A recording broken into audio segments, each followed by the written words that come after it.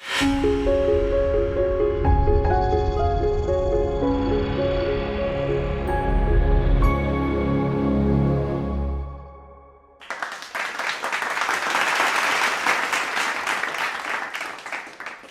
conferment of honorary degree to Shri Amitabh Agnihotri.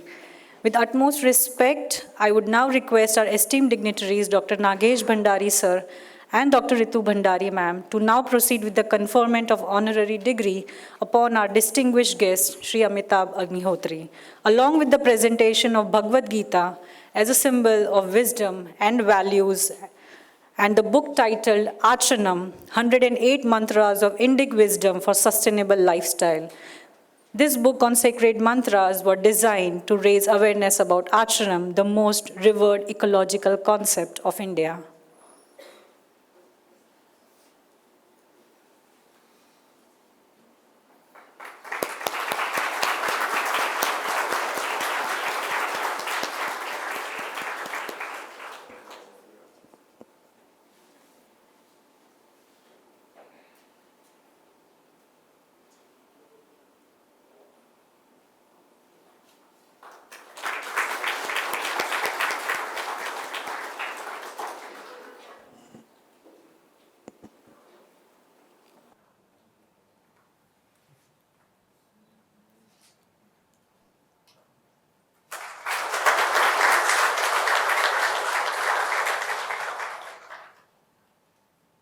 It is now our privilege to hear from the men of the moment. I now invite Dr. Amitabh Agnihotri to kindly come forward and address the gathering.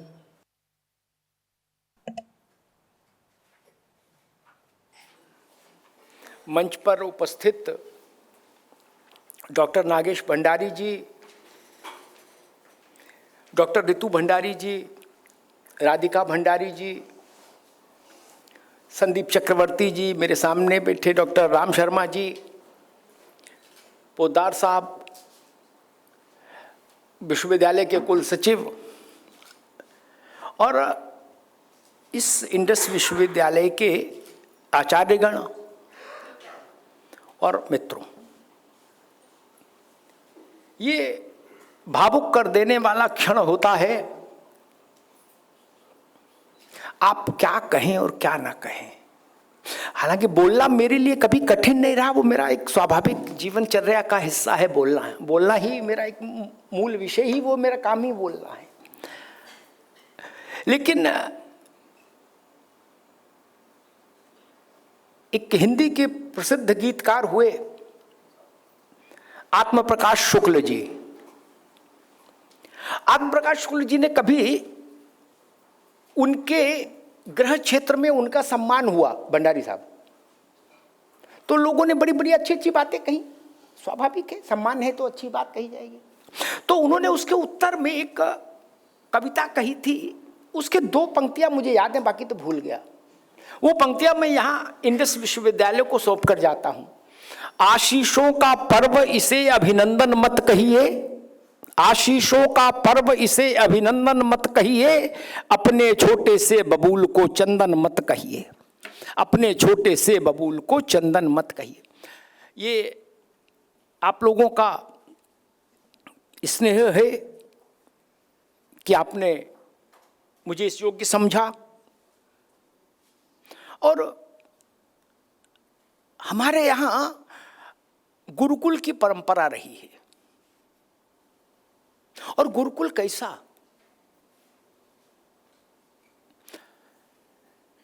Kalidas ने अभिज्ञान शाकुंतलम में एक प्रसंग में लिखा कि कण्व ऋषि के आश्रम में, कण्व ऋषि के आश्रम को इंडस यूनिवर्सिटी समझ लीजिए उस समय की, कण्व ऋषि के आश्रम में चक्रवर्ती सम्राट दुष्यंत जाते हैं तो 1 कोस दूर रथ रोक देते हैं। साथी कहते हैं कि महाराज अभी तो बहुत दूर है, पैदल चलना पड़ेगा, धूप लग जाएगी, लपट। मुकुट उतारते हैं, शस्त्र रखते हैं, पादुका छोड़ते हैं, नंगे पांव नंगा सिर नीचे उतरते, कहते अब चलो। कहते हैं आचार्य के यहां राजा को भी राजत्व में नहीं जाना चाहिए। गुरुकुल में राजा भी जाए तो विद्यार्थी की तरह जाए। मुझे याद है मेरे फादर बुंदेलखंड पीजी कॉलेज में प्रिंसिपल थे। वो बहुत बड़ा कॉलेज था, 20,000 वहाँ लड़के पढ़ते थे। सोचिए भंडारी साहब, 20,000। तो वहाँ एक कार्यक्रम हुआ, कन्वोकेशन, भारत के HRD मिनिस्टर आए, मैं नाम नहीं लूँगा उनका। तो स्वाभाविक तौर पर कॉलेज में प्रिंसिपल ही सबसे बड़ी पोजीशन होती है, तो उन्होंने अपनी कुर्सी उनको ऑफर की, HRD मिनिस्टर को भारत के। तो उन्होंने कहा कि प्रिंसिपल साहब, कॉलेज में प्रिंसिपल की कुर्सी पर कोई दूसरा नहीं बैठना चाहिए, भारत का राष्ट्रपति भी नहीं। ये गरिमा हमारे यहां शिक्षा की रही है। एक आपको नई बात बताता हूं, भारत का मिजाज दुनिया के बाकी देशों से अलग है। मान लीजिए कि कोई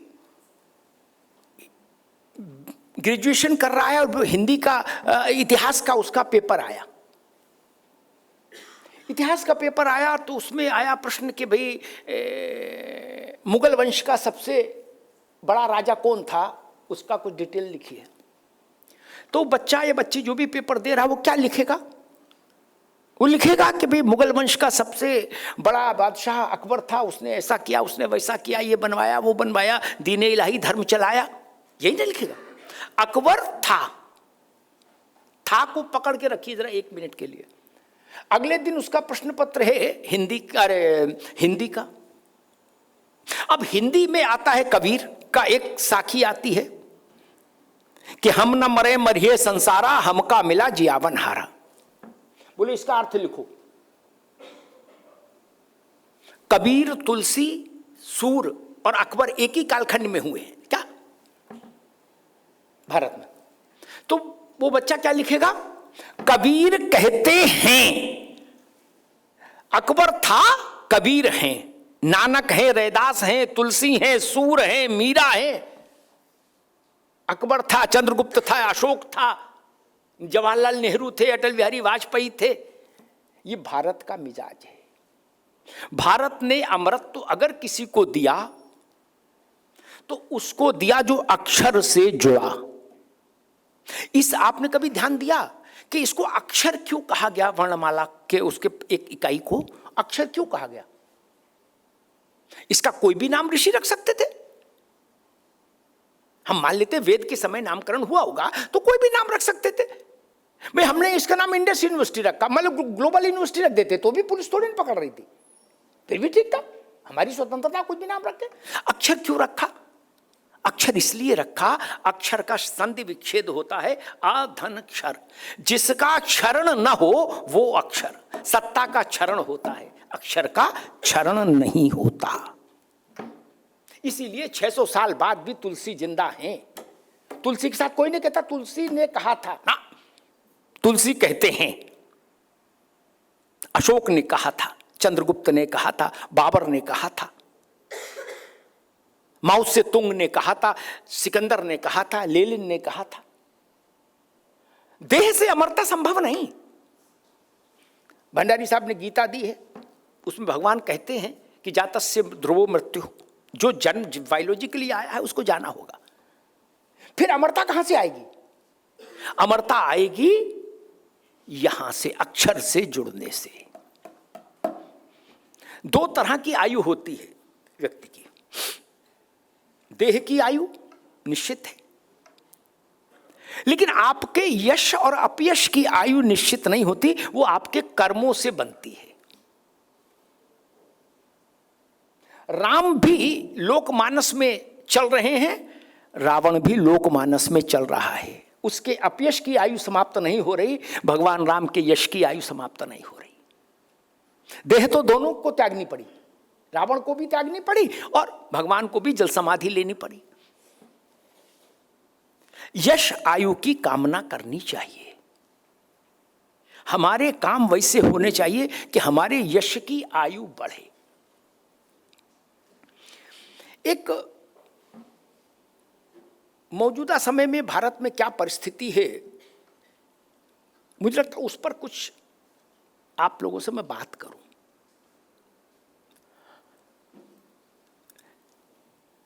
सबसे बड़ी चीज क्या है किसी भी राष्ट्र के लिए, समाज के लिए, जो मैं समझता हूं, उसको अपने आत्म तत्व का बोध होना चाहिए, अपने स्व का।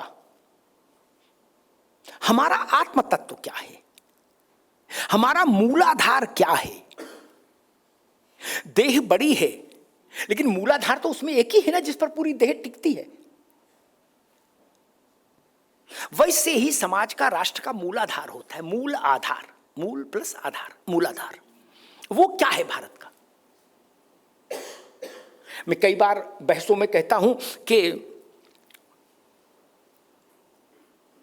अभी जितने भी धर्म भारत में हैं, दुनिया में जितने धर्म हैं, उनका सबका रिप्रेजेंटेशन कम ज्यादा भारत में है। भारत इस मामले में दुनिया का एक विशिष्ट किस्म का राष्ट्र है। लेकिन यह भी सच है कि इस दुनिया में कोई भी, सनातन को छोड़ दीजिए, बाकी कोई धर्म ऐसा नहीं जिसकी आयु 3000 वर्ष से आगे जाए। और इस्लाम तो 1400-1500 ही वर्ष पुराना है। इससे ज्यादा दूरी पर कोई नहीं जाता। हमारे यहां 10,000 वर्ष की तो प्रमाण मिल रहे हैं। तो स्वाभाविक है, फिर मूल जो होगा भारत का, वो सनातन ही होगा, मूलाधार। बाकी सब परिवार में आए हुए मेहमान होंगे, फूफा, मौसा, जीजा, साले, सलहेज, समधी, क्या वो घर के मूल सदस्य नहीं होंगे। नहीं, मेहमानों का भी स्वागत है। जीजा घर में आ जाए तो उनका लिए भी अच्छा खाना बनता है, अच्छी खाट दी जाती है। क्या डॉक्टर साहब? नहीं भाई, पहले गांव में दामाद आ जाता था तो उसकी व्यवस्था सब बढ़िया से होती थी, कुएं से पानी खींच के नहलाया जाता था, सब सम्मान होता था। लेकिन वो घर का मालिक नहीं हो सकता। दामाद को बता दिया जाता, 2-4 दिन बाद पूछ भी लेते थे कि भैया जाने कब का है। ठीक है, कब? पुराने लोग कहते थे बिटिया तो अपने घर में ही ठीक लगती है भाई, अब यहां तो मेहमान की तरह आओ जाओ, ये रहता था लोक जीवन। वैसे देश में मूल है सनातन। दुनिया के जितने धर्म हैं उनमें 3 चीजें कॉमन हैं और सब एआई पर उपलब्ध हैं। नई पीढ़ी के लोग देख सकते हैं आराम से। उनके जन्म की तारीख, वो अस्तित्व में कब आया, वो उपलब्ध है। उसका फाउंडर कौन है उस धर्म का, वो व्यक्ति उपलब्ध है। उसकी किताब कौन सी है, वो किताब उपलब्ध है। मुझे पूरी एआई ढूंढ लीजिए, मेटा से लेके, जेमिनी से लेके, गूगल तक, सब जगह घूमे आइए, मुझे बता दीजिए सनातन की डेट ऑफ बर्थ, सनातन का फाउंडर और सनातन की कोई एक किताब नहीं। इसलिए ये सनातन है। जो सनातन नहीं है उनके पास एक किताब है, एक व्यक्ति है, एक जन्म की तारीख है। और स्वाभाविक जन्म की तारीख तो एक ही होगी। देश का जन्म हो चाहे व्यक्ति का जन्म हो, जन्मदिन तो 2 दिन नहीं हो सकता भाई। भारत आजाद हुआ 15 अगस्त 1947, फिर अगले दिन दोबारा से आजाद थोड़ी ना हो सकता। रामलाल का जन्म हुआ फलानी तारीख को, तो रामलाल जब तक उनका नाम रहेगा जन्म वही चलेगा। वैसे ही देख लीजिए, सिर्फ सनातन है जिसका ना फाउंडर है कोई एक, ना कोई किताब है, ना कोई तारीख है। इसलिए सनातन धर्म विशिष्ट हो जाता है। यह पूजा पद्धति नहीं, पूजा पद्धति समथिंग डिफरेंट, वो अलग का विषय है। ये विषय है जीवन की संस्कृति, जीवन कैसे जीना चाहिए उसकी आचार संहिता है। ये कोड ऑफ कंडक्ट सनातन। अब एक विषय ये आता है कि हम, भंडारी साहब कह रहे थे कि धर्म की रक्षा करिएगा तभी आपकी रक्षा होगी। ठीक बात कह रहे थे। धर्मो रक्षति रक्षता, आप धर्म की रक्षा करिए, धर्म आपकी रक्षा करे। धार्यात धर्म इत्याहु, जो आपको धारण कर ले वही धर्म। इसमें एक चीज खड़ी होती है कि हमारे पास शत्रुबोध रहना चाहिए। शत्रुबोध क्या है? शत्रुबोध ये नहीं कि तुम तलवार डंडा लेके मारने जा रहे हैं कहीं, ना ना ना। हमको ये पता होना चाहिए कि भारत जब जब बंधनों में बंधा, जब जब संकटों में फंसा, तो परिस्थितियां क्या थी और किन कारणों से संकट में फंसा, ये तो पता होना चाहिए हमको। अगर हम ये नहीं जानेंगे, अतीत की समीक्षा किए बिना वर्तमान दुरुस्त नहीं हो सकता और भविष्य भी ठीक नहीं हो सकता। कुछ लोग कहते हैं अतीत की बातें क्यों उखाड़ो, नहीं, अतीत से सीखना होगा। भाई पुराने लोग कहते थे ना, कहानी सुनाते थे कि भैया तुम्हारे बाबा जुआ खेलते थे तो सब खेती बिक गई, तो तब ना बच्चा समझेगा जुआ नहीं खेलना चाहिए। बाबा महान थे तो वो कहेगा बाबा महान थे, जुआ खेलते थे, मैं भी जुआ खेलूंगा, महान बनूंगा। नहीं, आपको शत्रुबोध होना चाहिए। जैसे मैंने ये विषय उठाए अपनी बहसों में, एक नई बात आपको बताता हूं, देखने की दृष्टि, घटनाएं तो वही, दृष्टि अलग होती है। काशी, मथुरा, अयोध्या, सोमनाथ, ये स्थान भारत की राजनीतिक राजधानी कभी नहीं रहे। ये स्थान भारत की व्यापारिक राजधानी भी कभी नहीं रहे। क्या? कभी नहीं रहे। काशी और मथुरा और अयोध्या में तो लंगोट पहन के बाबा घूमते रहे बेचारे, जो सुबह भीख में मिल गया वो खा लिया, भिक्षा मैंने तो भूखे सो गए। वहां तो कभी कोई धन संपदा रही नहीं। फिर 10,000, 20,000, 30,000 किलोमीटर दूर से जो चलकर आए, जिनको यहाँ की भाषा नहीं पता, यहाँ का मानचित्र नहीं पता, उन्होंने उन स्थानों को क्यों खोजा? भारत की राज सत्ता जहां से चलती थी वहां चढ़ाई करते, जाके राजा को मारते, राजा का महल जीतते, वहां अपना झंडा लगाते, बात समझ में आती थी आक्रमण करने आए। राजा का खजाना लूट के ले जाते, समझ में आता रुपया पैसा लेने आए थे। अयोध्या किस लिए गए थे? तब तो ये गूगल जीपीएस क्या बोलते हैं वो भी नहीं था, नक्शा के समरकंद से लगा लिया तो अयोध्या तक चले आए। क्यों? आपको ये पता था कि भारत के भाव जगत में राम, कृष्ण और शिव, ये तीन जो हैं, ये सबसे बड़ी मूर्तियां हैं भारत के अंतःस्थल में, अंदर। इनसे बड़ी मूर्तियां उसके भाव जगत में कोई नहीं। एक और नई बात बताता हूं आपको। कभी आपने गौर किया कि हमारे यहां कहा गया कि कर्पूर गौरम करुणावतारम संसार सारम भुजगेंद्रहारम, कर्पूर वर्ण, यानी गोरा रंग। गोरा रंग दुनिया में हमेशा से आकर्षण का केंद्र रहा है। कोई इलाका हो जो गौरवर्ण है, उसको लोग थोड़ा कहते भाई देखने में सुंदर है। लेकिन भारत ने अपने मानसिक जगत की दो सबसे बड़ी मूर्तियों को, राम और कृष्ण को, जो रंग दिया, रंग तो ऋषियों ने दिया। किसी ने राम को नहीं देखा, किसी ने कृष्ण को नहीं देखा। कम से कम पुराणों की रचना करने वालों ने तो नहीं देखा। एक सा रंग क्यों दिया? कौन सा रंग दिया?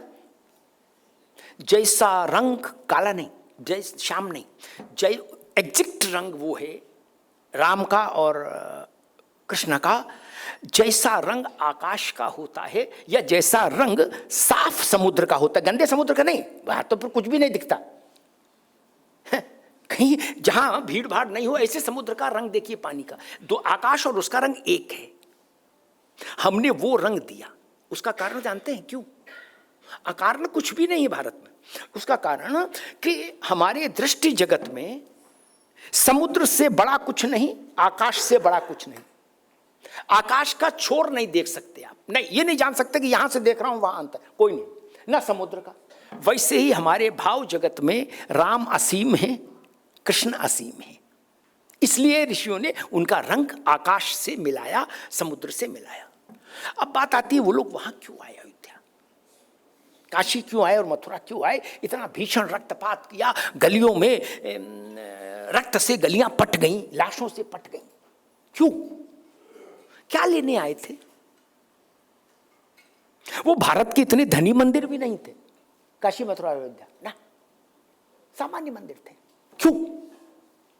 आपको ये पता था लूटने वालों को कि यहां हम ध्वंस करेंगे तो हम रहे ना रहें, हमारी पीढ़ी रहे ना रहे, भारत के लोग जब यहां से गुजरेंगे तो उनको ग्लानि होगी, उनको गुलामी का बोध होगा और उनको लगेगा कि हमने उनको जीता था, हमने उनको रौंदा था। वो किसी भी भवन का डिमोलिशन नहीं था, वो भारत की आत्मा को घायल करने का मसला था। भारत माता के माथे पर लात रखकर खड़े होने की धृष्टता थी। ये समस्या है। इसलिए जब कोई ये कहता है कि भाई साहब आप काशी मथुरा अयोध्या के चक्कर में कहां पड़े हो, छोड़ दो, मैं कहता नहीं, इसको छोड़ देंगे तो देश छूट जाएगा फिर पीछे। इसका समाधान चाहिए ही चाहिए। ये बिल्डिंग का मसला ही नहीं, ये सिविल का मुकदमा थोड़ी ना कि 1 एकड़ जमीन का मसला है ना। मैं गुजरात में खड़ा हूं, जब सोमनाथ का पुनरुद्धार हुआ तो राजेंद्र बाबू आए राष्ट्रपति की हैसियत से। वो प्रसंग तो सबको पता है कि नेहरू जी ने कहा कि मत जाओ उसमें, तो खैर क्या कहना। राजेंद्र प्रसाद जी ने जो बात कही ना, वही बात मेरे लिए अयोध्या, काशी और मथुरा पर लागू होती है। राजेंद्र बाबू ने अपने भाषण में कहा कि मुझसे लोगों ने कहा कि राजेंद्र प्रसाद जी आप सोमनाथ जा रहे हैं पुनरुद्धार कार्यक्रम की अध्यक्षता करने, तो सोमनाथ के मंदिर के फिर से खड़े हो जाने से क्या भारत में फैक्ट्री लग जाएंगी, क्या भारत में उद्योग लग जाएंगे, ब्ला ब्ला ब्ला ब्ला टाइप की बातें जो लोग कहते हैं लोग। क्योंकि बताइए उससे क्या होगा, रोजगार मिल जाएगा, मान लीजिए मंदिर बन जाए। वो बात अलग की, एक मंदिर से रोजगार भी मिला और उतना मिला जितना रोजगार सरकार नहीं दे सकती। मैं बताऊंगा कि मंदिर से जितना रोजगार मिला उतना रोजगार कोई सरकार नहीं दे सकती। खैर, राजेंद्र बाबू ने जो बात कही वो उत्तर अद्भुत है। उन्होंने कहा कि उद्योग नहीं लगेंगे, नौकरियां भी नहीं मिलेंगी, ऐसा भी नहीं कि खेती में ज्यादा फसल होने लगे मंदिर बन जाने से, नहीं, लेकिन जो होगा वो हो जाने के बाद बाकी सब चीजें भारत खुद कर लेगा। भारत का आत्मबल खड़ा हो जाएगा, भारत की आत्मशक्ति जागृत हो जाएगी सोमनाथ के शिखर पर ध्वज फहराने से। मन से टूटा हुआ आदमी बड़ा पराक्रम नहीं कर सकता ना। जो ये माने भैया हम क्या करें, हम तो गुलाम हैं, वो क्या क्रांति करेगा, नहीं ना। तो राजेंद्र बाबू ने कहा कि ध्वज जब फहराएगा तो वो भारत के आत्मशक्ति को, आत्मबल को एक नई ऊंचाई पर ले जाके खड़ा करेगा। बाकी काम तो भारत कर लेगा। आप बच्चे को साहसी बना दीजिए, योग्य बना दीजिए, बाकी तो फिर वो जग जीत लेगा। एक विषय आया कि मेरी बहसों में ये तर्क खूब आता था कि भाई साहब इससे क्या होगा मंदिर बनने से, बताइए। कोई बुद्धिमान कहता था स्कूल बना दो अयोध्या में, कोई कहता था अस्पताल बना दो। मैंने कहा जहां स्कूल अस्पताल बने वही नहीं ठीक चला पा रहे हो और बना क्या करोगे, हैं? वही की ग्रांट खाए जा रहे हो, हैं? तो इस पर भी 2 मिनट चर्चा हो जाए। आप लोगों के पास ये सब चीजें रहेंगी तो आप अपने अपने क्षेत्रों में कहीं भी विमर्श में जब जाएंगे तो आप ये तर्क रख पाएंगे। अयोध्या, काशी और मथुरा के पुनर्जागरण से उत्तर प्रदेश में पिछले वर्ष कुंभ की संख्या को माइनस कर दीजिए भंडारी साहब, 65 करोड़ को माइनस करके 65 करोड़ लोग आए। कुंभ को माइनस करके 65 करोड़ लोग। इसमें अमिताभ बच्चन और अनिल अंबानी को नहीं, मुकेश अंबानी को नहीं जोड़ रहा हूं, उनको छोड़ दीजिए। हमारे जैसे सामान्य लोग 65 करोड़ आए। एक आकलन मैंने करवाया कि घर से घर तक 3,500 रुपया मिनिमम खर्चा करेगा आदमी। मिनिमम मतलब बिल्कुल धर्मशाला में रुके, ताज में नहीं, धर्मशाला में रुके और ई रिक्शा में चले, क्या, और पंडित जी के शुद्ध भोजनालय में दाल चावल खाए, पिज्जा नहीं। तो 3,500 रुपए का खर्चा है। 65 करोड़ से गुणा करिए 3,500 का। उत्तर प्रदेश की अर्थव्यवस्था इतनी तेजी से घूम गई। कोई सरकार, कोई मुख्यमंत्री, कोई प्रधानमंत्री किसी पार्टी का काला हो गोरा हो ऐसा नहीं कर सकता, नहीं कर सकता। मैं गया अयोध्या तो हनुमानगढ़ी पर पहले दर्शन, पहले हनुमान जी के यहाँ हाजिरी, फिर भगवान के यहाँ हाजिरी। तो प्रसाद लेने गया तो वहाँ जो गुप्ता जी की दुकान है बड़ी पुरानी, मैंने उनसे पूछा भाई क्या हाल चाल है, अब कैसा चल रहा? तो बोले भाई साहब आप ये जान लीजिए पहले 5 किलो लड्डू अगर देसी घी वाला बिक जाए मंगल को भी, तो हम हनुमान जी को खुद प्रसाद चढ़ाते थे जाके कि चलो 5 किलो तो बिका। मैंने आजकल बोले 2 कुंटल 3 कुंटल जितना बना लो कम पड़ता है। ये विकास नहीं है, अर्थव्यवस्था नहीं घूमी ना। अयोध्या में जो स्टेंसिल से जय श्री राम का चंदन लगा रहा है वो भी 2000 रुपया शाम को कमा के जा रहा है। मैंने 88 में अयोध्या देखी, 89 में देखी, 90 में देखी, वहां कुछ भी नहीं था, सिर्फ धूल थी, उजाड़ था, अवसाद था और पैरामिलिट्री फोर्सेस की धमक थी, इसके अलावा कुछ नहीं था। रामलला के दर्शन करना चाहें तो जिग जग से निकलते निकलते 3 घंटे लगते थे, पसीने में लसपस। तब टेंट में रामलला दिखते थे, एक टूटे से स्टूल पर एक पंखा रखा रहता था। टेंट में अगर रस्सी बदलवानी है तो सुप्रीम कोर्ट तक अपील करनी होती थी। कमिश्नर तय करता था कि 300 रुपया महीना मिलेगा कि 400 कर दिया जाए रामलला के भोग के लिए। ये दुनिया का इकलौता देश है जहां की 80% आबादी के आराध्य के लिए ऐसी परिस्थितियां पैदा कर दी जाए कि उनको मिश्री के 4 दाने के अलावा कुछ और भोग नहीं लग सकता था, क्योंकि कमिश्नर सैंक्शन करेगा। ये स्थितियां हुई इस देश में। अयोध्या ने, ये यूनिवर्सिटी है इसलिए कह रहा हूं, अर्थशास्त्र के भी जो लोग होंगे वो मेरी बात को और बेहतर समझेंगे। हमारे अयोध्या में 3 किस्म की परिक्रमाएं हैं शास्त्र में, पंचकोसी, 14 कोसी और 84 कोसी। कोसी मतलब कोस। 84 कोसी की जो परिक्रमा होती है वो लगभग 250 किलोमीटर के रेडियस को कवर करती है। आज के उसमें देखें तो रामलला जहां विराजमान है ना इस वक्त, उसमें वहां पर प्रकार रखिए और पूरा घुमा दीजिए 250 किलोमीटर में के रेडियस में। 250 किलोमीटर का रेडियस का भूभाग आर्थिक दृष्टि से सरसब्ज हो गया रामलला के विराजमान होते ही। आप ही समझ लीजिए, सरकारों की कृपा से नहीं, ना ना ना, ये भी गलतफहमी निकाल दीजिए। यही बड़ी बात है। जिसका वहां खेती करने के लिए 12,000 रुपया में 1 बीघा, कच्चा बीघा वहां चलता है, मैं किराए पर आदमी दे देता था, आज 4 लाख में नहीं दे रहा।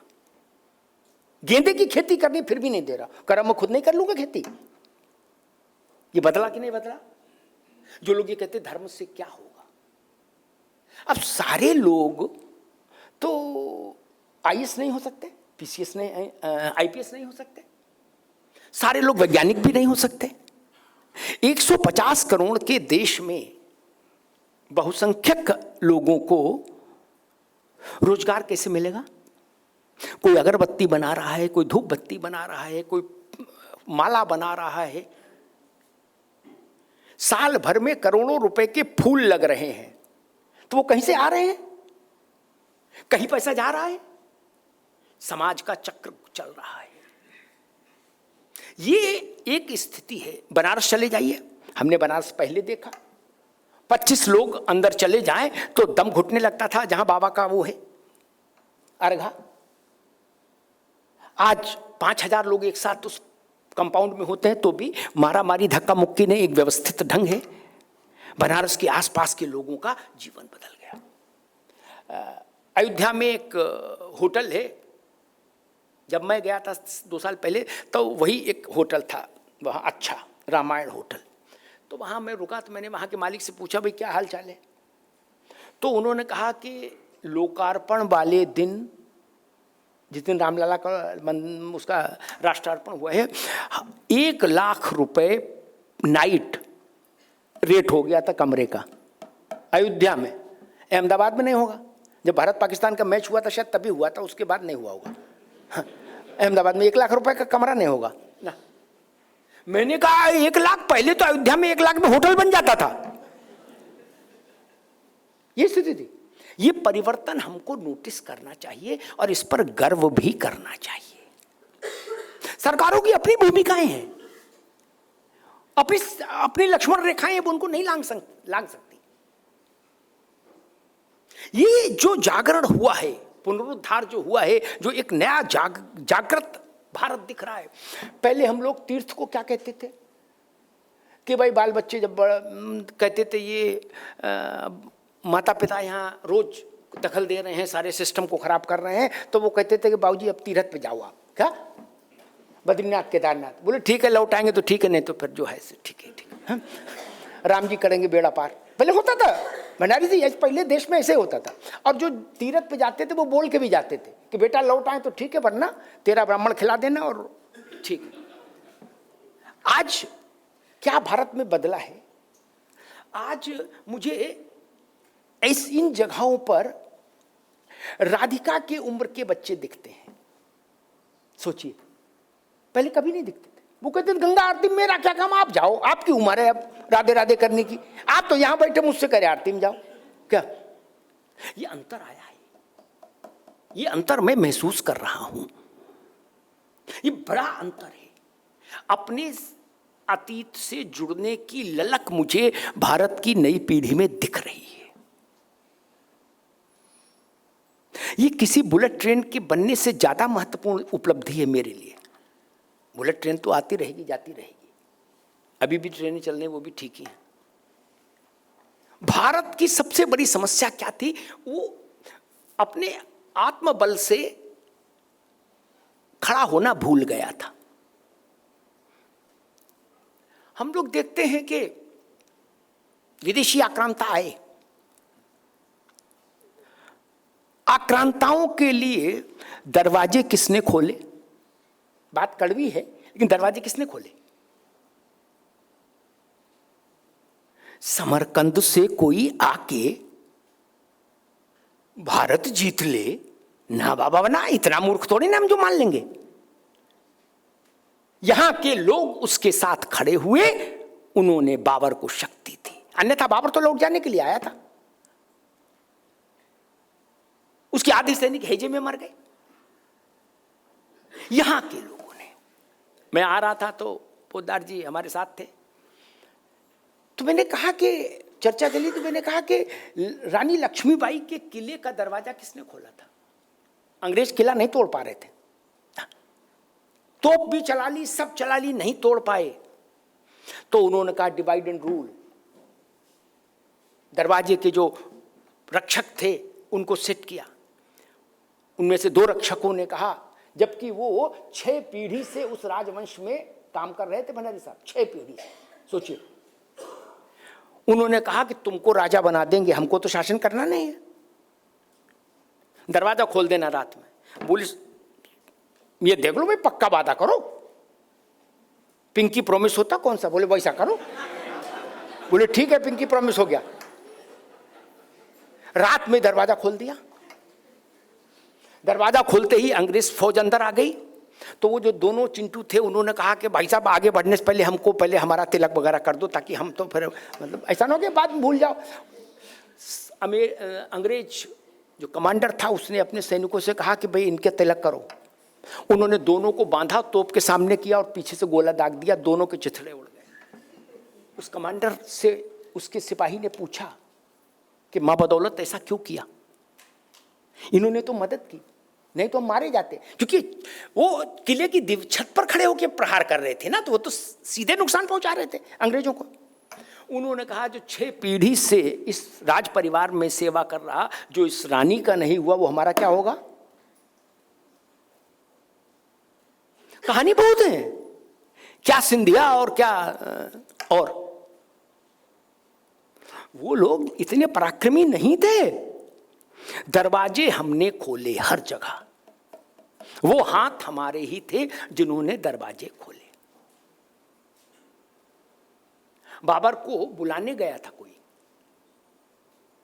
बाबर को कोई बुलाने गया था। हिंदू मुसलमान के फैक्टर को एक किनारे कर दें तो भारत में शासन करने वाले एक मुस्लिम राजा ने अपने परिवार के 2 लड़के भेजे थे बाबर को बुलाने के लिए। क्या कि भैया हम तो नहीं निपट पा रहे, तुम आ जाओ, तुम्हारी सब जिम्मेदारी हमारी रहेगी हॉस्पिटलिटी की है, और आप निपट लेना। ये जो संकट है भारत का, एक दृश्य देखिए, इजराइल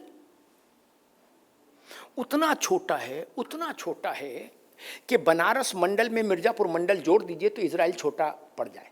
यूपी में, यूपी की आबादी इस वक्त करीब 28-29 करोड़ होगी मेरे ख्याल से इस वक्त, जो जनगणना में आएगी।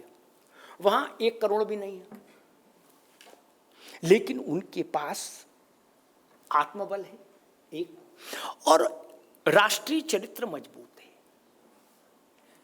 सबसे बड़ी चीज है नेशनल कैरेक्टर। हम सोचते हैं कि हमारे यहां तो लड़का बीजेपी में एमएलए बन जाए, या कांग्रेस की सरकार आनी हो तो कांग्रेस में बन जाए, और पड़ोसी के यहां भगत सिंह पैदा हो। गजब तमाशा यार। किसी मां से पूछिए, वो कहेंगे नहीं भैया ऐसा नहीं, इसकी कहीं अडानी क्या जुगाड़ लगवा दो। भगत सिंह बोले शर्मा जी के लड़के को भगत सिंह बना दो, आप ये लड़का अच्छा है। ये राष्ट्रीय चरित्र की समस्या है, और पूरे देश में मैं महसूस करता हूं, पूरे देश में जाता हूं। हम गायत्री परिवार के संस्थापक रहे आचार्य श्रीराम शर्मा, अद्भुत संत थे। उन्होंने एक बार कहा, वो चीज मुझे वेद वाक्य जैसी लगती है कि हम सुधरेंगे युग सुधरेगा, और हम उल्टा कहते हैं युग सुधरेगा तब हम सुधरेंगे। युग तो तब सुधरे जब हम सुधरे, हम नहीं सुधरना चाहते, युग सुधर जाए। भारत में हर आदमी दूसरे को प्रवचन दे रहा है। अब इतना प्रवचन हो गया कि दिमाग का दही हो गया। और एक चीज कहता हूं आपसे, टुकड़ों टुकड़ों में छोटी छोटी बातें जो मेरी समझ में आई हैं जीवन में, वो मैं बता दे रहा हूं। हमारे यहां कहा गया कि शब्द ब्रह्म है। ऋषियों ने कहा कि शब्द ही ब्रह्म है। अब शब्द ब्रह्म कैसे है बताइए? शब्द ब्रह्म ऐसे है कि अगर जिसका गला तपस्या से, गला मतलब जीवन, जिसका जीवन तपस्या से पवित्र है, उसने कुछ कह दिया तो वो मंत्र हो गया। शब्द ही तो है। ऋषि ने कभी तो कहा होगा, जयंती मंगला काली भद्रकाली कपालिनी दुर्गा क्षमा शिवा धात्री स्वाहा स्वधा नमोस्तुते, कभी तो मार्कंडेय ऋषि ने कहा तो वो मंत्र हो गया। आज जो लोग समाज चला रहे हैं वो 3-3 घंटे भाषण देते हैं, फिर भी आदमी झाड़ के निकल जाता, कहते हैं अरे पागल है यार, बकरा था। उनके शब्दों में प्राण नहीं है। नेता हो, अभिनेता हो, कथावाचक हो, पुराणवाचक हो, भागवताचार्य हो, देख लीजिए किसके शब्दों में प्राण है? नहीं। क्योंकि आपका चरित्र, व्यक्तिगत चरित्र बहुत जरूरी है, ये जान लीजिए। लोग कहते राष्ट्रीय चरित्र भारत का नहीं बना। मैं कहते आपका चरित्र बन गया क्या? आप ही तो भारत हैं, और भारत क्या है? कोई मुझसे कहे कि भारत दिखाओ, तो 150 करोड़ लोगों का सामूहिक चेहरा, इसके अलावा भारत क्या है? यही ना भारत है, यही भारत माता है। हमारा राष्ट्रीय चरित्र कहां है? हम छोटे से लाभ के लिए धोखा देने को तत्पर हैं। हम कहीं लाइन में नहीं खड़ा होना चाहते। कहते भाई कोई जुगाड़ हो तो उधर से जरा दिलवा दो 1 सिलेंडर जल्दी से। सिनेमा की टिकट में, अब तो नहीं, पहले जब टिकट की मारा मारी होती थी, शोले और पाकीजा लगती थी, है, तो हम उसमें जुगाड़ ढूंढते थे। बच्चे के एडमिशन कराना है तो बोले यार भंडारी जी से कोई परिचय है जरा, टेस्ट, बोले टेस्ट नहीं, भंडारी जी से करा दो। क्यों भाई? ये हमारी राष्ट्रीय समस्या है।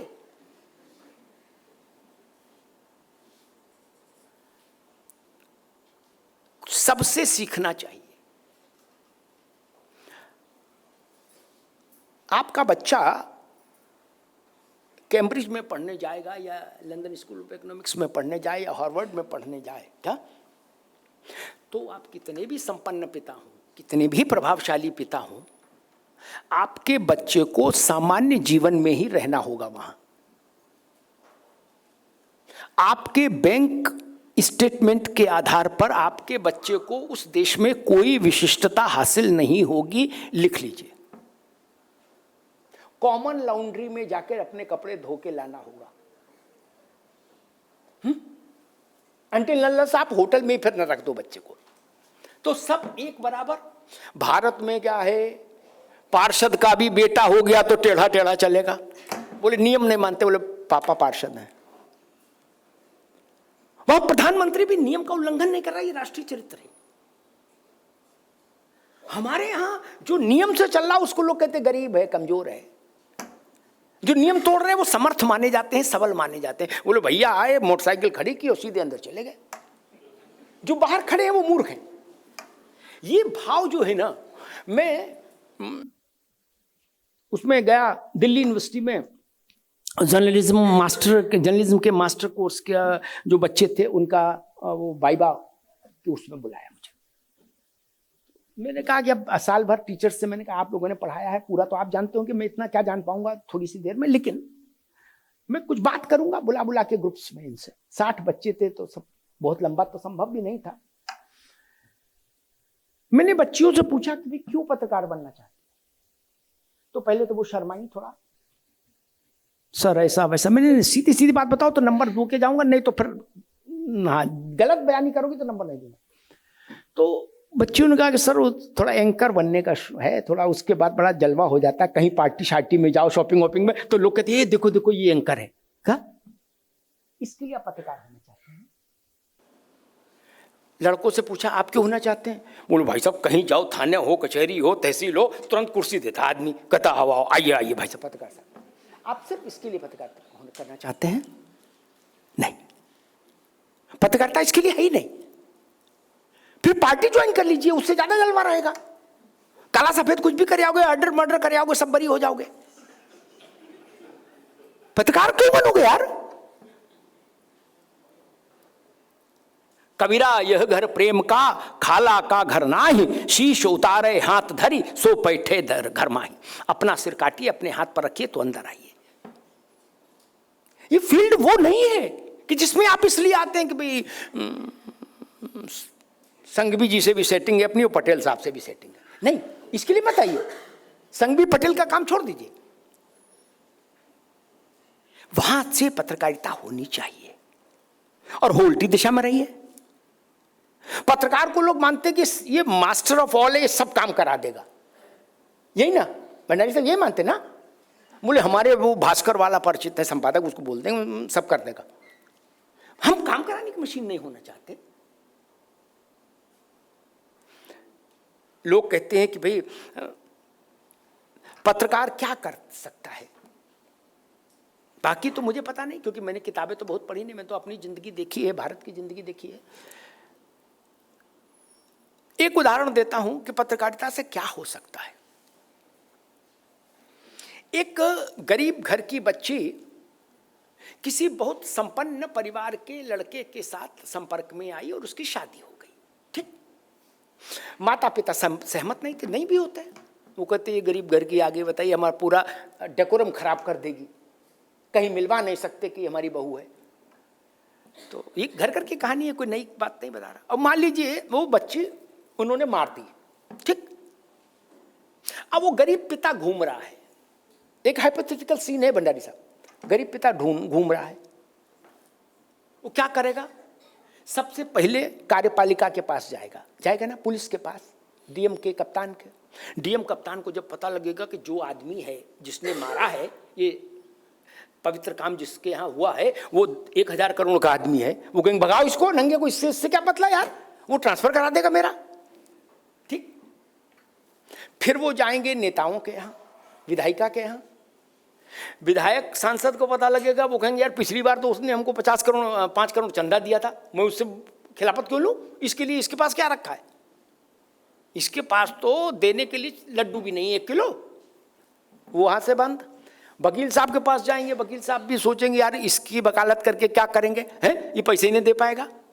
उधर देखो, उधर केस पकड़ो उनका, तब पत्रकारिता का काम शुरू होता है। मैं निष्पक्ष पत्रकारिता के पक्ष में नहीं रहता,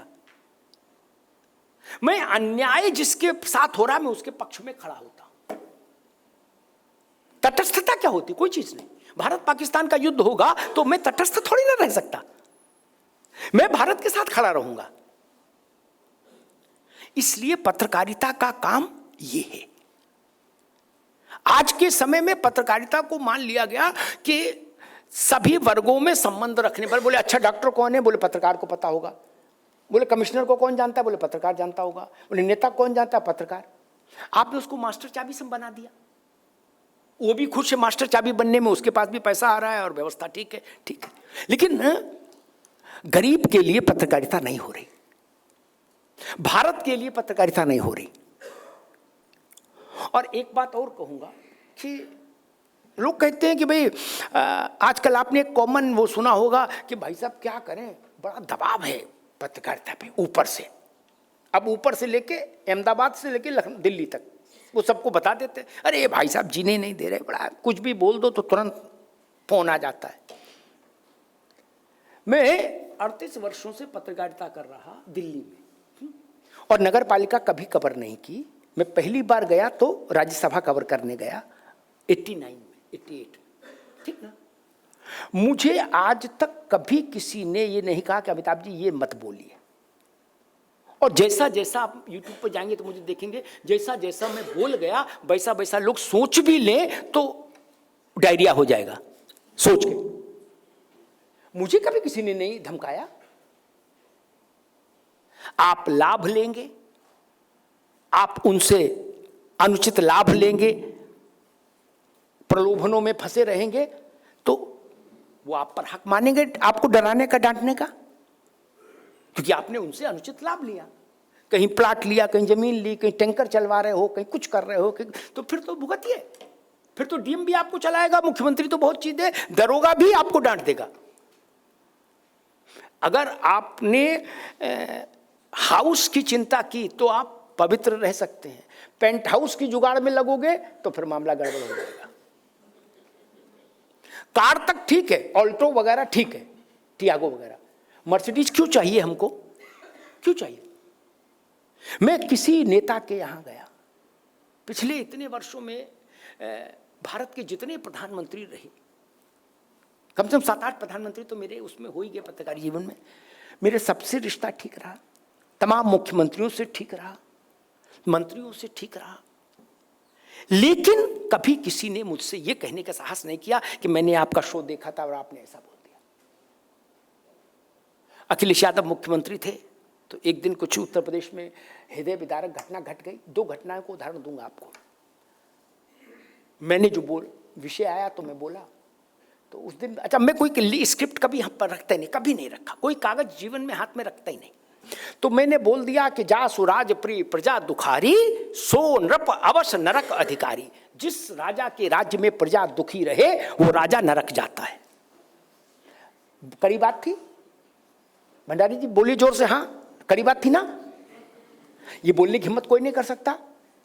उसके चौथे दिन हमको अखिलेश जी मिल गए, मेरा हाथ पकड़ा, बोले भाई साहब आपने तो हमें नरक भेज दिया। मैंने नहीं भेजा, तुलसीदास जी ने कहा वो मैंने बताया, मैं कहां नरक भेजा, मैंने थोड़ी नहीं लिखा यार ये। और एक उदाहरण बताता हूं, योगी जी उत्तर प्रदेश के मुख्यमंत्री हैं, देश के बड़े नेता हैं और संभावनाओं का आकाश है उनके इर्द गिर्द, ऐसा लोग मानते हैं, ठीक। हमारा उनसे पिछले 30 वर्षों का रिश्ता है। उनके शपथ के 3 ही महीने बाद गोरखपुर में एक बीआरडी मेडिकल कॉलेज है, बाबा राघवदास मेडिकल कॉलेज, उसमें छोटे बच्चों का जो वार्ड था उसमें ऑक्सीजन की कमी के कारण 70 बच्चे मर गए। भंडारी साहब, मैंने कहा आज शाम को इस पर शो डिबेट करेंगे, चलाओ प्रोमो, गोरखपुर का गुनहगार कौन। फिर कुछ लोग मिलने आ गए, मैं उनके साथ व्यस्त हो गया और 8 बजे तब शो होता था मेरा। ये TV9 की नहीं, न्यूज़ 18 की बात है, अंबानी के चैनल की। तो ये बताना जरूरी है, अंबानी का चैनल। नहीं, उससे आप समझ पाएंगे घटना की स्थिति क्या है। और मैंने अंबानी और अडानी को भी देखा है योगी जी से मिलते हुए। मतलब आपको कमर 80 डिग्री में तो बेंड करनी ही होगी योगी के सामने। मैंने देखा, मुकेश भाई को मिलते हुए भी देखा, और गौतम अडानी अभी गए थे तो उनको भी देखा। आप ऐसे ही मिलते हैं, ऐसे नहीं मिल सकते ना। आपकी बैलेंस शीट कुछ भी हो, लेकिन सच बता रहा हूं भंडारी साहब, आंखों देखी, मतलब ये गूगल वाली बात नहीं। तो जब मैं लौट के आया अपने केबिन में तो हमारे सारे स्टाफ बदहवास घूम रहा था। मैंने भाई क्या हो गया? अरे बोले सर पे इस पे इंटरनेट, ये जो PBX होता है, इस तक पे फोन आ रहा है मुख्यमंत्री के यहाँ से, और कह रहे अमिताभ जी से बात करनी। मैंने अपना मोबाइल देखा और मेरे केबिन में रखा था, उसमें कम से कम 20-25 मिस्ड कॉल।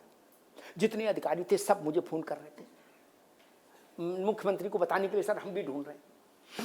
अच्छा, जिधर लोग सिरहाना रखते मैं भी उधर पैताना रखता हूँ, मैं अपने ढंग का आदमी। मैंने कहा कि मैं उस पर मिलाऊंगा बोर्ड पर, बोर्ड वाला नंबर। मोबाइल तो सेव भी हो सकता है किसी के पास मेरा। लगाया 0522 लखनऊ का नंबर। मैंने कहा अमिताभ अग्निहोत्री बोल रहा हूँ। उधर से आवाज, सर 1 मिनट रुकिए कि मैं दे रहा हूँ CM साहब को। आ गए। ये किस्सा बताना नहीं चाहिए, लेकिन सिर्फ इसलिए बता रहा हूं कि हमारा आत्मबल कैसा होना चाहिए। रिश्ता है, अच्छी बात है, लेकिन रिश्ते का मतलब ये नहीं कि हम काले को सफेद कह दें और सफेद को काला कह दें। नहीं। उन्होंने कहा कि ऐसी ऐसी घटना आपको तो पता है। मैंने हाँ। बोले आपकी बहस उसी पर है। मैं नीचे कुछ चीजें उन्होंने बताई। मैंने कहा ये अधिकारियों ने आपको बताया है, ये आपका विजन नहीं है, ये आपके इर्द गिर्द जो अधिकारी घूम रहे हैं ये बता रहे हैं। मैंने कहा महाराज आप मुझको जानते हो, मेरे लिए मेरा स्टूडियो मेरी व्यासपीठ है, व्यासपीठ। जिस दिन मैं इससे कंप्रोमाइज कर लूंगा उस दिन मैं 5 तारा होटल खोल लूंगा। कितनी देर लगती? 1000-2000 करोड़ रुपए आज के समय में कोई बहुत बड़ा अमाउंट नहीं भंडारी साहब राजा के लिए। राजा चाहते हैं कि हम उनसे उपकृत हो जाएं। यानी कितनों ने मेरा हाथ पकड़ के पूछा कि अग्निहोत्री जी को सेवा बताइए। मैंने सेवा कुछ है ही नहीं तो क्या बताएं भाई, आप अपना काम करो, मैं अपना कर रहा हूं, सेवा क्या बताएंगे। यानी कितनी सरकारों ने मुझसे कहा आप सिक्योरिटी ले लीजिए। मैंने क्या करूंगा, ये 10-20 बंदर मेरे पीछे लगा दोगे, इनको लेके मैं कहां जाऊंगा जब मुझे कोई खतरा ही नहीं। मैं जहां उतर जाऊं वहां लोग मुझे घेर लेते हैं, कहते ना भैया चाय पी के जाइएगा। पता पूछने के लिए रुक जाऊं, शीशा खोलूं तो लोग घेर लेंगे, क्या खतरा है। तो खैर मैंने उनसे कहा कि 70 बच्चों की माएं भी मुझे सुनेंगी, ये मेरे ऊपर छोड़िए कि मुझे क्या कहना है। धन्यवाद। मैंने कहा 5 मिनट बचा, मैं जा रहा हूं स्टूडियो। ये साहस कितनों में है, इसीलिए मैंने कहा आप जब तक ये साहस नहीं जुटाएंगे तब तक आप न्याय नहीं कर पाएंगे अपने काम के साथ। ये जान लीजिए, ये साहस होना चाहिए। अधिकारियों में भी ये साहस होना चाहिए, नेताओं में भी ये साहस होना चाहिए, पत्रकारों में भी हो, सामान्य व्यक्ति में भी ये साहस होना चाहिए कि जो चीज सही है उसके लिए खड़े होइए, और उसके लिए अगर आपका नुकसान कुछ हो रहा तो उसको भी सहिए, लेकिन सत्य के साथ खड़े रहिए।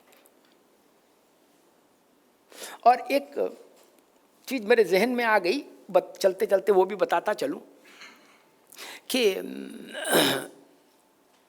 एक बार एक अयोध्या पर शो हो रहा था, तो उसमें बोलते बोलते मेरे जहन में बात आई। मैंने कहा कि भाई जिस वक्त अयोध्या और मथुरा और काशी में मस्जिदें बनी उस वक्त तो बादशाहों का शासन था, जिल्ले इलाही माँ बदौलत मुगले आजम। हाँ साहब, तो मैंने कहा उस वक्त तो कोई प्राधिकरण भी नहीं था, मथुरा प्राधिकरण, अयोध्या विकास प्राधिकरण तो था नहीं, ना लोकसभा विधानसभा थी, सुल्तान जो कहते वही कानून था। तो उन्होंने कभी 5 एकड़ 10 एकड़ 20 एकड़ में मस्जिद क्यों नहीं बनाई? 2 BHK फ्लैट जैसी मस्जिद क्यों बनाई सटा सटा के? मैंने सवाल पूछा। वो मिलियंस विलियंस में फिर वो चीज गई। एक हमारे मित्र हैं, सुप्रीम कोर्ट में वकील हैं, वो उनको लोग जनहित याचिका का वो कहते हैं कि जनहित याचिका वाले वकील हैं, वो सबसे ज़्यादा वही उन्हीं की जनहित याचिका है। उन्होंने मेरे उस तर्क को बताया सुप्रीम कोर्ट के एक जज को, तो उन्होंने कहा कि यार ये अयोध्या के समय, आर्गुमेंट के समय ये बात आनी चाहिए थी, इससे बड़ी तो कोई बात ही नहीं हो सकती। जब बादशाह का शासन, तो सटा के बनाने की क्या जरूरत भाई। कोई आपसे कहे फार्म हाउस में रहोगे कि जनता फ्लैट में, तो आप फार्म हाउस चुनेंगे, जनता फ्लैट तो नहीं चुनेंगे। छोटी छोटी क्यों बनाई आपने? फतेहपुर सीकरी बनाई 50 एकड़ में, 100 एकड़ में क्या, और ईदगाह की मस्जिद बनाई जरा सी, क्यों? अगर आपको ऐसा ही था, और जहां आपने मस्जिद बनाई वहां मुस्लिम आबादी भी नहीं थी, वहां मुस्लिम आबादी भी नहीं थी भाई, मस्जिद में कौन जाएगा? मुसलमान जाएगा, तो मुसलमान की आबादी में बना, उसके लिए सुविधा होगी। नहीं, आपका लक्ष्य दूसरा था।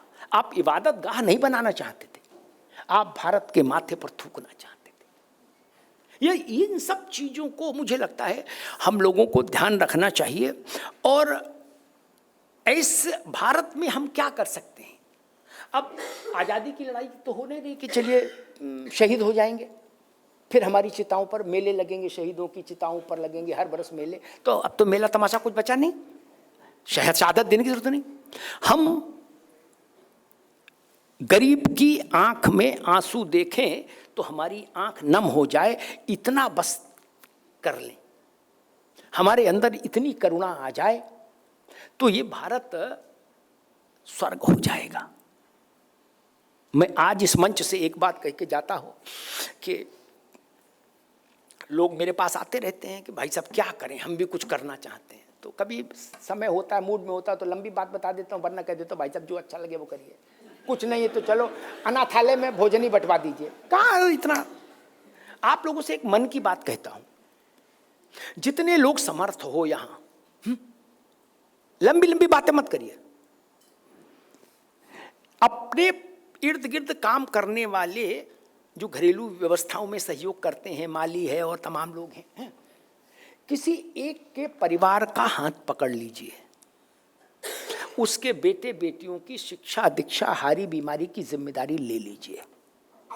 उसके सेवा के बदले नहीं कि भाई तूने काम किया मैंने तेरे बच्चे की फीस नहीं दी, नहीं नहीं नहीं नहीं, ये तो सेवा का मूल्य देना हो गया। उससे इतर भारत में टैक्स तो लोग नहीं देते, वो तो एक अलग बीमारी है भंडारी साहब, लेकिन नंबर 2 में तो काम हो ही रहा सबका। तो मैं मानता हूं कि 10 करोड़ आदमी इस वक्त खाता पीता है, मिनिमम है ना। टैक्स भले ही 2 करोड़ दे रहा हो, लेकिन 10 करोड़। हमारे नोएडा में आप किसी होटल में एक पत्थर उछालो, 5 लोगों के सिर पे गिरेगा, वो कोई 500 करोड़ का आसामी होगा, कोई 1000 का, कोई 1200 का। वो स्थिति तो है, सच है, भले वो टैक्स ना दे रहे हो। 10 करोड़ लोग एक का हाथ पकड़ लें तो एक बार में 10 करोड़ गरीब लोग, उनका क्लास बदल जाएगा। सब कुछ सरकार पर क्यों छोड़ना चाहते हैं? समाज क्या करेगा? राष्ट्र समाज से बनता है, सरकारों से नहीं। सरकारें क्लास में मॉनिटर की भूमिका में हो सकती हैं, इससे ज्यादा नहीं। जब हम लोग पढ़ते थे क्लास में तो एक मॉनिटर होता था हमारे बीच से, वो टीचर का प्रतिनिधि होता था, वो खड़ा हो जाता था, मैं मैम से शिकायत करूंगा तुम शोर मचा रहे हो, इस टाइप का।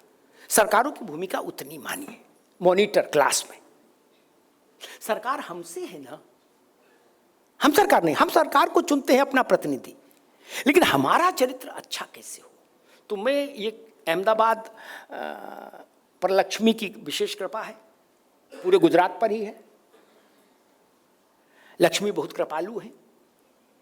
अहमदाबाद से ऐसा संदेश जाना चाहिए, बिना किसी प्रचार और प्रसार के, शोर शराबे के।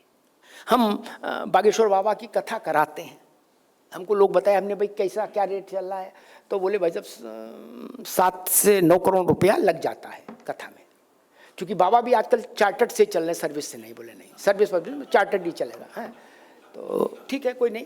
तो वो फिर मैंने कहा कैसे, तो बोले भाई साहब 7-8 लग जाता है, CR, लाख नहीं CR। और बोले कि भाई 1 करोड़ का तो पंडाल ही बन रहा है, कलकत्ता से बनाने वाले आ रहे हैं। और बोले भाई साहब 15-1 के आसपास, 14 से 15 तक का चंदा हो जाता है तो ठीक हो जाता है, मतलब बच भी ठीक जाता है। उनसे देश नहीं बदलेगा, नहीं, उनसे कुछ लोग बदल सकते हैं, देश नहीं। उनका जीवन आर्थिक पक्ष मजबूत हो सकता है, देश हमारे आपके चरित्र से बदलेगा।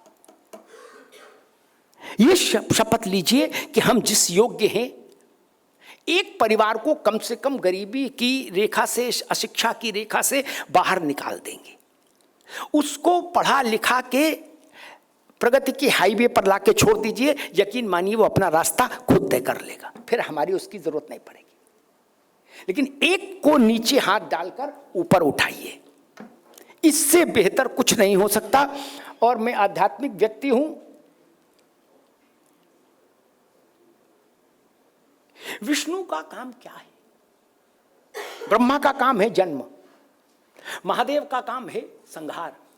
जन्म में भी बहुत कम समय लगता है, संहार में तो कोई समय नहीं लगता। बोले भैया बैठे थे फोन पे बात करते करते लटक गए, आदमी अच्छे थे लेकिन चले गए। सबसे कठिन काम कौन सा है? भंडारी साहब एक इतना बड़ा संस्थान चला रहे हैं, हजारों लोगों का, वो विष्णु की भूमिका में है। विष्णु की भूमिका पालन पोषण, पालन भी पोषण भी। इनको ये चिंता करनी है, इनके जो भी फाइनेंस के अधिकारी होंगे वो रात में इनको बता के चले जाएंगे कि सर 9 बज गया, मैं निकल जाऊँ। हाँ ठीक है निकल जाओ। कल की क्या स्थिति? बोल सर वो 2 करोड़ का पेमेंट आएगा और 4 करोड़ का देना है।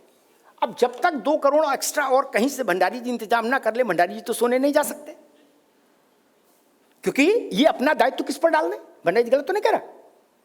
वही चीज है, ये काम विष्णु का है, लालन पालन पोषण।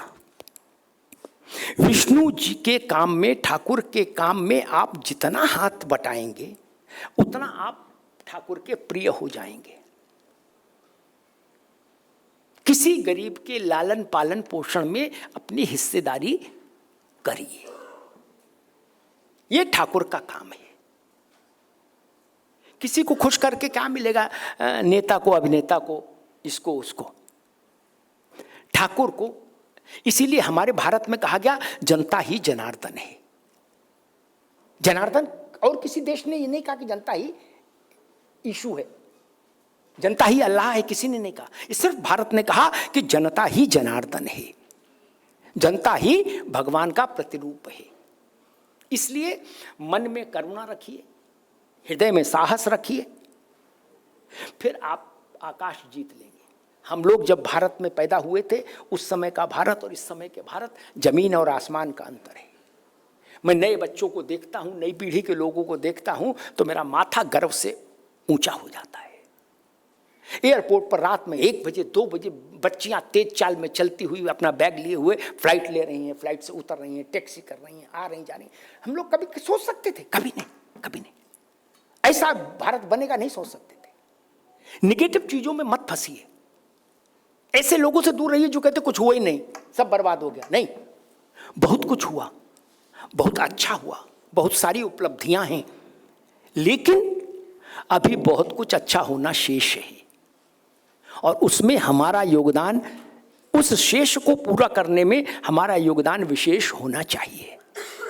फिर माध्यम इंडस यूनिवर्सिटी भी हो सकती है, बाकी चीज़ें भी हो सकती हैं। और मैं तो अंत में एक वाक्य वही दोहराऊंगा, हम सुधरेंगे युग सुधरेगा। हम सुधर जाएं, युग सुधर जाएगा। बहुत बहुत धन्यवाद, बहुत बहुत आभार, बहुत बहुत कृतज्ञता। Indus university, thank you so much.